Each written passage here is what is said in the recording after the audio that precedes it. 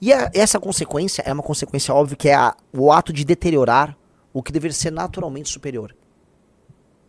Para se encaixar nos seus padrões estéticos e funcionais deturpados. E agora eu não vou falar de favelado. Põe na tela. Olha só que interessante. Esse aqui é um compilado de 20 edifícios antes e depois na cidade de São Paulo que passaram por transformações. Olha essa casinha. Volta. Se eu não me engano, esse modelo é o tipo de casa estética de bangalô, né? Era um nome tipo de casa muito comum, né? Especialmente em São Paulo. É um tipo de construção, uma arquitetura muito adequada ao nosso tipo de clima. Olha o antes e o depois. Alguém achou por bem no depois, falou, não, eu vou fazer uma construção quadrada aqui. Olha que legal. Próximo. Olha isso, cara. Olha quem decide por bem transformar essa construção naquela. Vamos lá. Coisa horrorosa, cara. Vamos lá.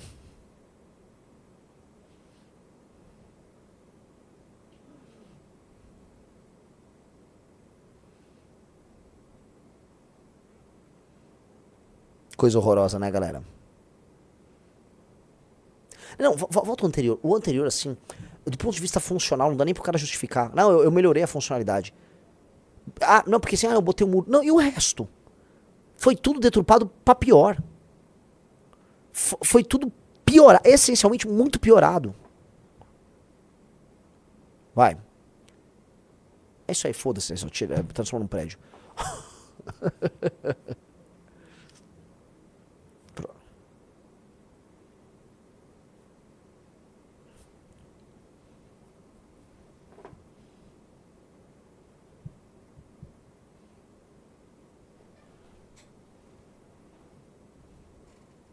Vamos lá.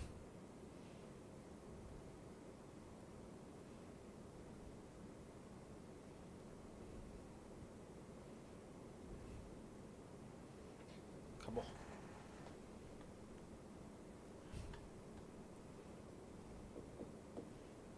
Isso aí, meus amigos, faz parte, né? Um cara botou no chat, eu gostei, de uma marcialização dos gostos da classe média. Uma classe média com seu gosto marcializado, em que ela passa, vamos dizer, a buscar como referência aquilo que é ostentado vamos dizer, pelo influencer, pelo rico do teu bairro. É uma classe média que já se perdeu em tudo. O gosto das pessoas e o referencial das pessoas passa a ser meio doente. Uma pessoa que faz essas alterações na arquitetura de uma casa e acha que mandou bem, ela saiu do ponto A para o ponto B e aquilo melhorou, é uma pessoa que está com uma perspectiva estética deturpada. E essa pessoa tem condição de criticar o favelado que fez aquilo com aquela casa que ele recebeu? O máximo que ela pode argumentar é, mas eu tô pagando, eu faço o que eu quero, né? Eu tô fazendo dentro da lei. Tudo bem. Mas é o mesmo espírito que a classe média e parte da elite. E esse favelado fazem parte. É o mesmo espírito. Eles estão tomados por um espírito. Esse espírito de mau gosto, ele vai refletir nas decisões políticas, estéticas, culturais, comerciais. É uma doença no espírito do brasileiro, que torna as nossas cidades feias, a nossa música ruim, a nossa comida ruim, as pessoas mais feias, a roupa que nós vestimos piores. Isso tudo nos torna piores, em todos os termos. O espírito do brasileiro, nesse sentido, tá doente. E não é só do favelado. A classe média tá doente, muito doente. Muito doente. E não vai a lugar nenhum com essa doença. Essa doença que a gente passa, cara, não pensem que é algo menor. É tudo sintomático. É uma doença que envolve a falta de imaginação e a falta de uma ideia, assim... Tente imaginar assim, o que é belo pra você? O que é bonito? O que é algo a se alcançar? Essa incapacidade de imaginar o que é bom, e na verdade o que vem entregue pra você é um aspiracional bosta que algum influencer merda publicou, isso faz com que todas as decisões que você vai tomar e suas aspirações sigam o caminho errado. E é muito problemático, porque assim, vem da elite que tem mau gosto, então se a elite tem mau gosto, ela de cima pra baixo, ela aponta de cima pra baixo seus erros. Ok? Vai pra classe média, que mesmo com alguma formação intelectual, não consegue imaginar nada diferente. Ela não se rebela contra os ditames da elite. 2. 3. Vai pelo marketing vagabundo e pela lógica própria. Aí sim, não tô falando só da parte de construção, tá? Dos criadores desses elementos arquitetônicos, musicais, culturais, alimentares. Vai todo mundo. E suas praticidades. E aí é da pessoa se alimentando com os produtos vagabundos oriundos da nossa indústria alimentícia vagabunda. Dos produtores, dos arquitetos, dos construtores, dos músicos, dos criadores. Você vai alimentando uma cultura do topo à base completamente doente. Então, eu passei pro Riso pra gente falar disso, porque é muito provocador, né? Todo mundo gostou do vídeo que eu fiz. Cara, tá com 2 milhões de views ali. Mostra ali o vídeo, Riso. O vídeo eu falo, ó a mentalidade favelesca rodando. Agora, em grande medida, não é uma mentalidade similar? Ó. Bairro, numa rua. Tá viralizando agora imagens de uma favela que foi transformada em um pequeno bairro, numa rua em Diadema, e depois refavelizada pelos moradores. Dá uma olhada. Isto aqui era em 2010. Era uma favela, uma invasão numa calçada, num bairro em Diadema. Anos depois, né, o poder público decide transformar aquilo numa habitação decente. Prepararam uma habitação, as casinhas para as pessoas morarem, colocaram até grama no calçada para as pessoas pararem os carros. Decente, não é? Trataram aquelas pessoas com dignidade, mas veja só o que aconteceu anos depois. Essas imagens que vocês estão vendo agora são de 2025, da mesma Rua Novo Habitat, um nome até, vamos dizer, bastante ilustrativo, né? Um novo habitat, um novo lugar para você morar, faz parte da ideia de você transformar aquilo num lugar bom, e ela se tornou num velho habitat, que é uma velha favela. As pessoas avançaram para cima da calçada e construíram habitações irregulares, estendendo a sua casa justamente pro meio da rua. Não havendo mais calçada, ou outro espaço da calçada no meio da rua está sendo utilizado pelas mesmas pessoas, talvez para parar seus carros, se apropriando também do espaço para que os outros andem, e a rua basicamente é um lugar de passagem de automóveis, tá? Isso aqui, cara, mostra o seguinte: não adianta só a gente criar projetos habitacionais no Brasil.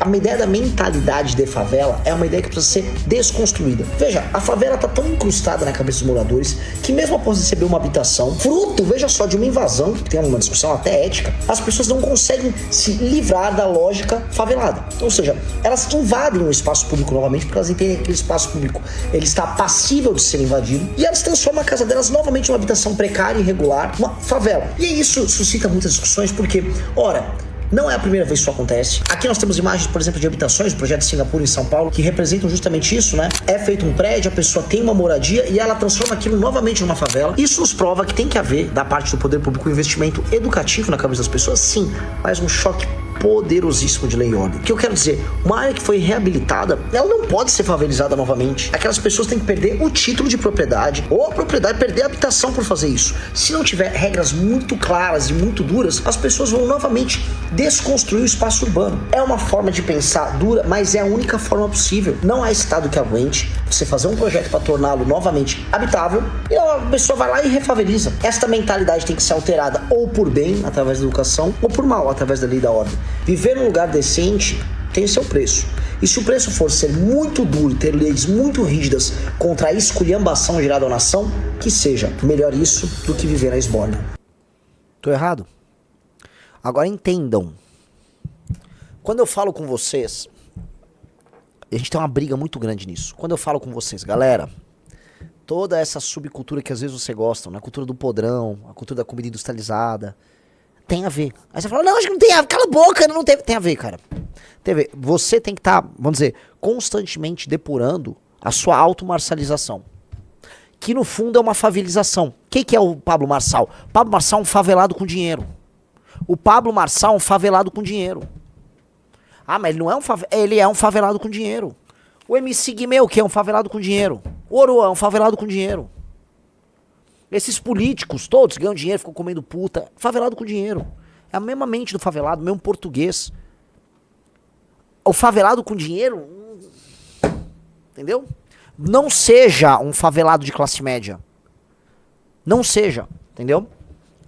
Não se deixe transformar nisso. Não se deixe conduzir pelo que é mainstream no Brasil. Porque o que é mainstream, tanto que vem da elite, quanto que a classe média produz, quanto que vem de baixo, tá muito ruim. Tá muito ruim porque nós somos uma sociedade doente. Não seja um favelado de espírito, como o Cambarzari falou aqui no chat. Tá? Se desmarçalize. Depure isso. Se questione.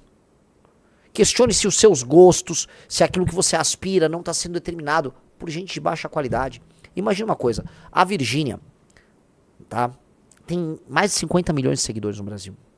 Vendedora de tigrinho, vendedora de produto ruim. É uma alpinista social que toda hora fica namorando um cara mais famoso pra poder escalar junto com os seguidores dele. A Virgínia é um lixo humano. A Virgínia, lixo humano, volto lá, a Virgínia lixo humano, ajuda a determinar os gostos e as predileções de boa parte da população feminina no Brasil. Boa parte das mulheres brasileiras aspiram ser uma Virgínia. Elas estão doentes. Doentes. O Nicolas na política é o mesmo referencial. Um enganador em massa.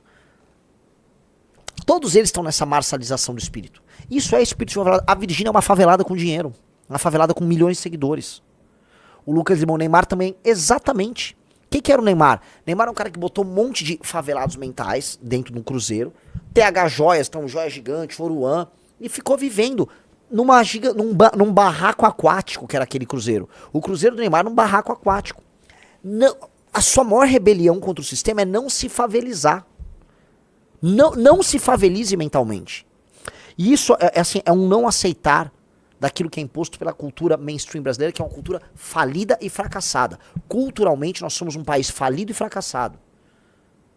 E nós temos que chegar ao poder para interferir na cultura de maneira decisiva. Decisiva. Porque as pessoas têm que aspirar a algo melhor. Eu lembro que até a direita, né? A direita, eu lembro que nos últimos anos, até os bolsonaristas adoram falar isso, assim, o verdadeiro espírito contestador, o verdadeiro punk rock agora é ser de direita, seja conservador, isso você está contrariando o sistema. Aqui, o conservador, o direitista, no fundo, é um conformado. E é um conformado com um sistema de referencial estético, religioso e cultural falido da contemporaneidade. Ou vocês vão dizer que a religião de massa, que a cultura de massa no Brasil não é em si, ela própria, falida e doentia. E não só aqui, em boa parte do primeiro mundo também, dos Estados Unidos da América. Aquilo que é convencional é uma bosta. Hello, é uma bosta. Vai ver quais são as maiores igrejas do Brasil. Vai ver quais são as maiores lideranças políticas do Brasil. Vai ver o que produzem as marcas que as pessoas gostam de consumir e comer. Vai ver quem são os artistas, os influencers. Em tese, esta é a norma. E a esquerda fica lá enfrentando a norma, com seus travestis, com suas prostitutas, com seus dançarinos bizarros, com suas músicas estranhas, com sua luta pelo absurdo. A esquerda tá lá com suas maluquices. Agora o que a direita tá falando, me deu o direito de ser convencional, brega e ridículo. E aí você tem que achar que essa é uma grande luta. Não é. Eles estão errados, porque o espírito de ambos são dois espíritos horríveis. Um é um espírito obsessor da esquerda, que quer te tomar e deturpar tua alma. O outro é, olha, aspire aos piores vícios, às piores merdas que são convencionais na sociedade. Seja normal. Não é normal. O ser normal hoje é gostar da Virgínia. Não seja isso, cara. Não seja essa merda. Não seja nenhuma das duas coisas. A reforma é cultural. As duas coisas estão nos legando um Brasil muito ruim. E no fundo, os dois grandes modelos políticos de massa no Brasil, que é o esquerdismo e o bolsonarismo, que tá morrendo, mas é o bolsonarismo, o convencionalismo brasileiro que perdeu, produtor de uma cultura ruim, portanto de uma nação ruim, e o esquerdismo também que é totalmente fracassado. Nós não somos isso. Nós já produzimos gente melhor. A gente vinha de baixo. Vai ver o Cartola. Pega uma entrevista com um sambista como Cartola. Uma das músicas do Cartola, tá, que é a principal, que é A Vida é um Moinho, é uma música em que ele tenta falar com a filha dele, que tinha caído no mundo da prostituição. Então o Mundo é um Moinho, do Cartola, ele fala justamente, olha só como a vida te demora, te esmaga, te destrói.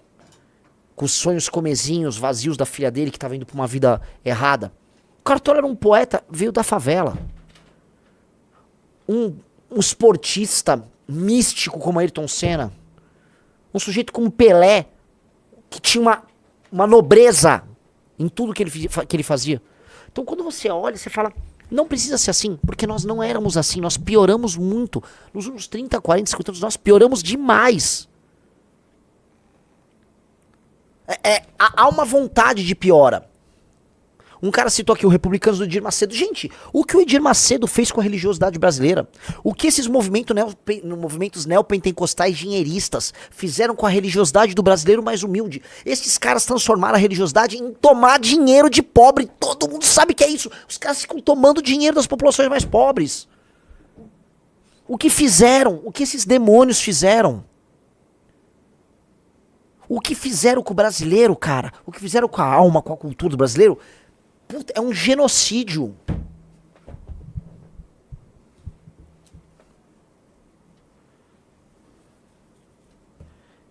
É horroroso.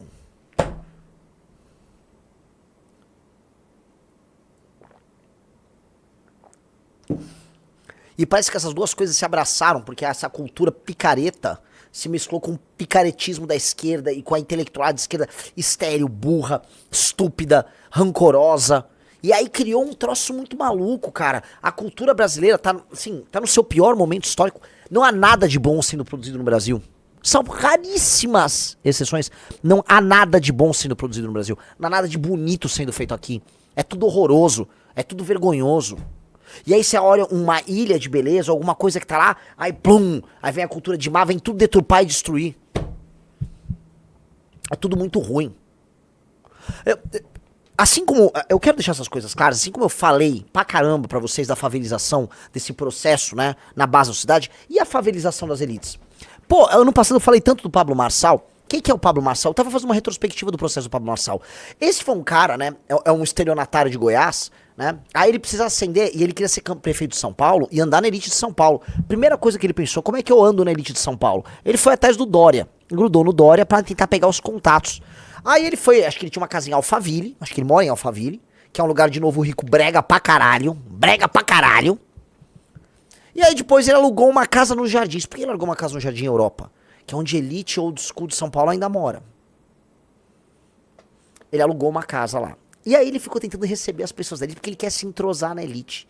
E parte da elite paulistana, como aquele bosta do Sabará, o bosta do Sabará Saberá, aquele bosta semi-analfabeto que estudou nos colégios mais caros, mas coitado, não entrou nada ali, né?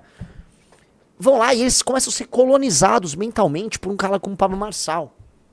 E eles vão colonizando. Aí então vem, ou seja, vem um estelionatário lá de Goiás e coloniza mentalmente os caras. Que elite é essa?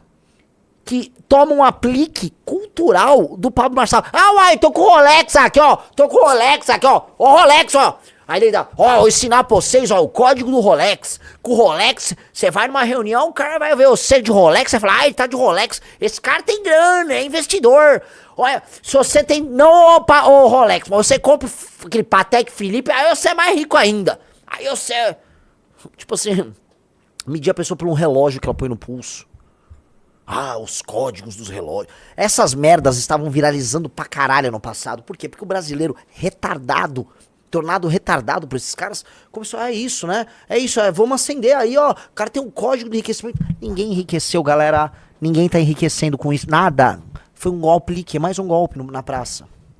E aí, mas o golpe não foi só com os coitados que compram o curso dele. Foi lá na elite. O cara foi lá no meio do Jardim Europa. Nos barões aqui, os velhos barões do café, os barões industriais aqui de São Paulo, ficou lá colonizando a mente daqueles coitados, aquela elite caipira ridícula que nós temos aqui em São Paulo, a bosta da elite paulistana. Não imagine que a elite paulistana seja uma merda.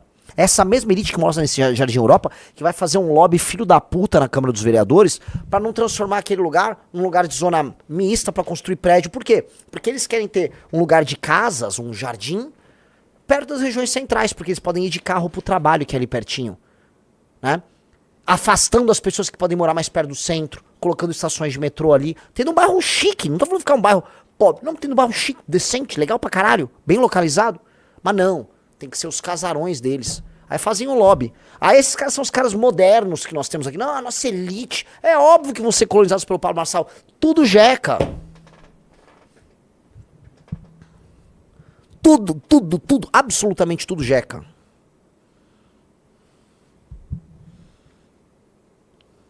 É foda. Difícil, galera. Gostou do vídeo? Para mais vídeos como esse, se inscreva no canal Inevitável Cortes. Deixe o like, Comente abaixo o que achou, vire membro do canal por apenas R$ 3,99 e tenha acesso a benefícios exclusivos. Te vejo no próximo vídeo.